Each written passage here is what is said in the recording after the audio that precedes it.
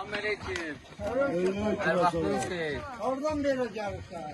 Bu Nizam müəllimin nəvəsinin xeyir işidir. Ora sizi hamınızı dəvət eləyib. İnşallah gözləyirik. Xeyirli olsun. Xeyirli olsun. Xeyirli Çox olsun. sağ olun, var olun. Aralarınıza qismət. Allah həmişə belə qapılarda xoş günlər olar. Amin Allah, amin. Kimin toyudur?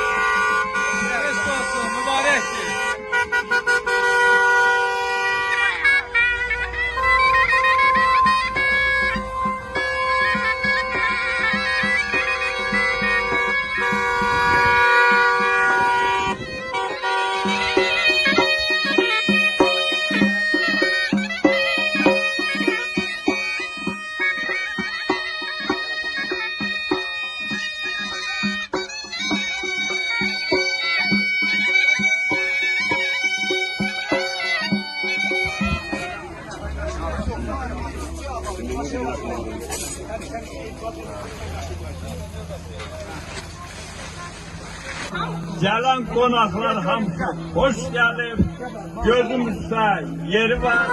30 yıldan sonra yurtta her bir yürek sevinçtedir. Fıkıda kalbadarlar. Kelbecerde toy var bugün, güller aksın bu senelere.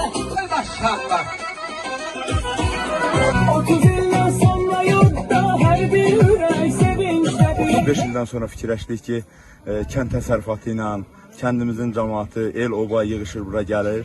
Onunla bağlı qərarlaşdırdım ki, elə bir xeyir işimizi salaq öz yerimizə, yurdumuza, elimizə, obamıza. Həm kənd cəmaatı yığışsın bir yerdə olsun, həm kənd cəmaatının bir xeyir işin eləyək. Yəni o fikir o cür olubdur ki, mən qərarlaşdırdım ki, bu torpaqlarda bir xeyir iş salaq.